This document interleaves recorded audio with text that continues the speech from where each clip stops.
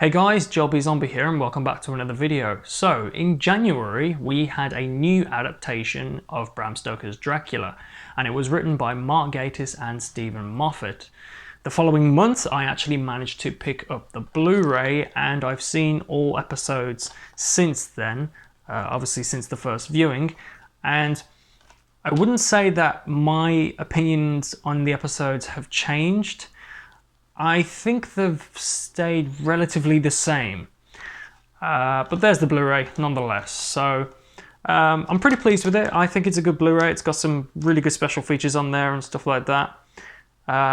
But in this video, I'm going to be covering the first episode, as there is only 3, and the first episode is titled The Rules of the Beast. Okay, so if you have seen this adaptation of Dracula, you'll know that it doesn't really stick close to Bram Stoker's novel.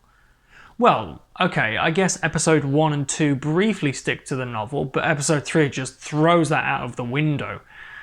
Episode 1 and 2 do feel like Mark Gattis' episodes, whereas episode 3 just has Stephen Moffat written all over it.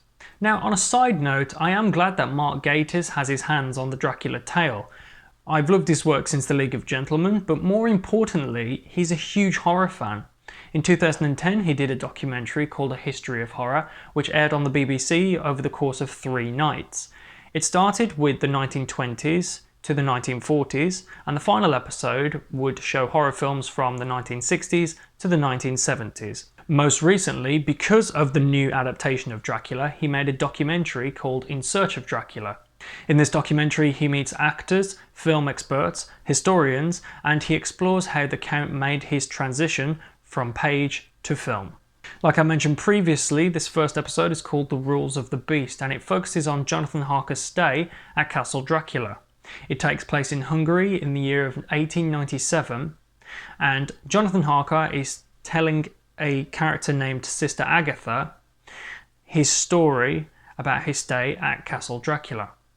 And I love how Jonathan would tell his story, and then in the following scenes it would show Jonathan's story. So it would constantly cut back and forth, and I think that's a good way of telling Jonathan's tale.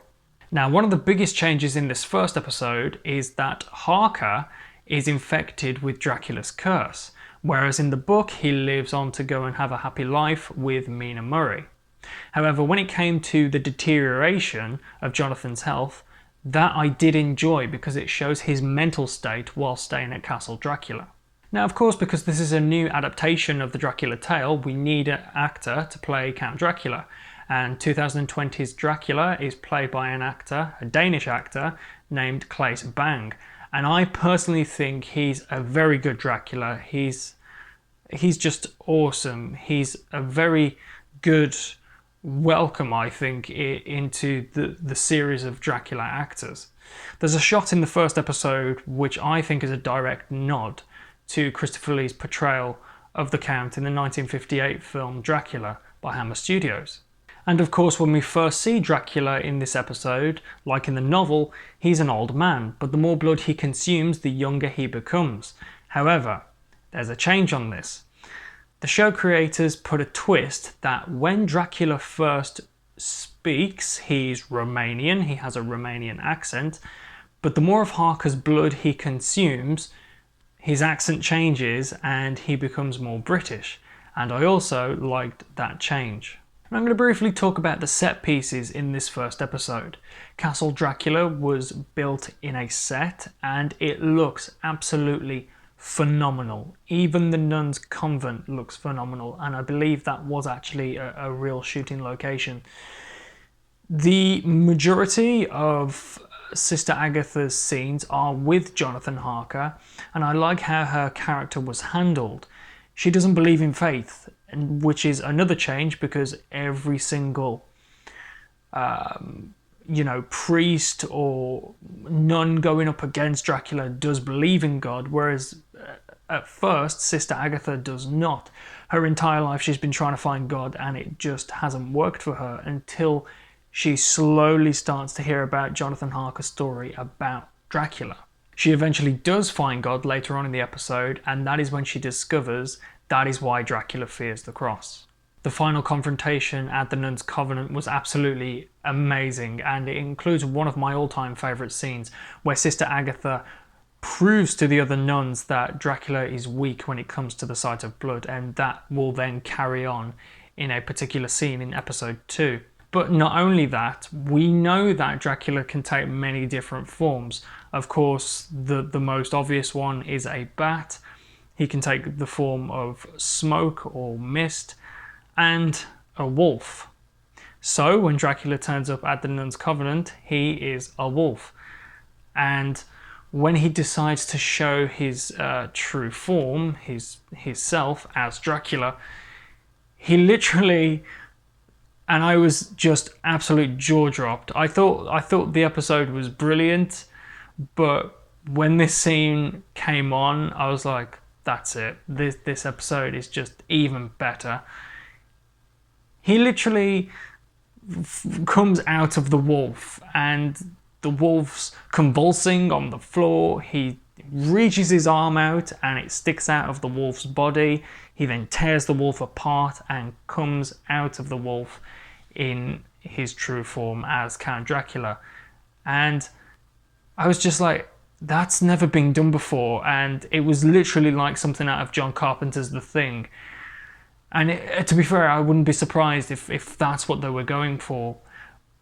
You know, as Mark Gattis is like a huge horror fan, but it was just nothing like that has ever been done before in a Dracula movie.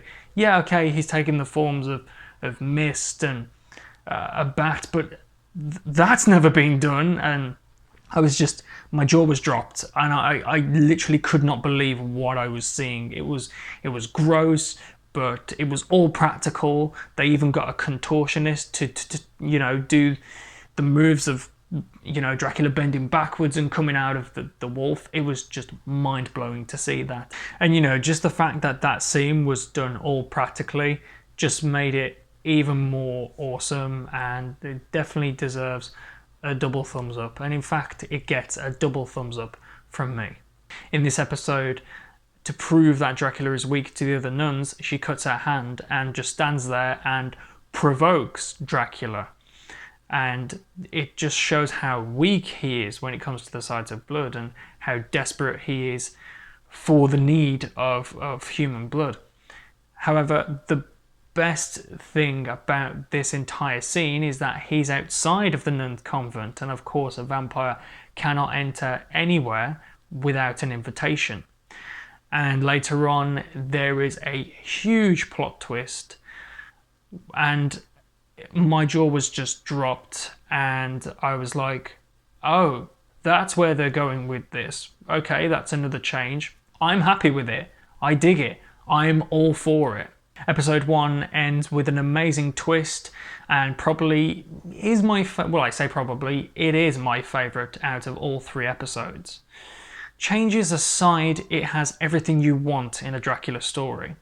The atmosphere is A+, the sets are phenomenal, the costumes are great of course, and the acting is superb.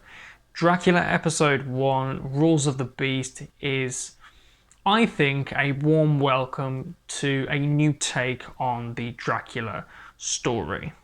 So guys, that has been my review on Dracula episode 1, Rules of the Beast. In my next video I will be covering episode 2, which is titled Blood Vessel, and I think it's a really appropriate title for that episode. Overall, like I've said, I think Dracula episode 1 is a fantastic start to a new Dracula series, and is my favourite episode of the entire series. I'm not even sure if they're going to make it a season 2. In my personal opinion, I don't want them to, because episode 3 ended like really well, so I don't even think they need to make a season 2. But obviously I'll talk further in detail on that when I cover episode 3. So if you like this video, why am I still holding this? Okay, so if you like this video guys, don't forget to leave a like, pop a few comments in the comment section, tell me what you thought of the episode, and like, comment, subscribe and all that.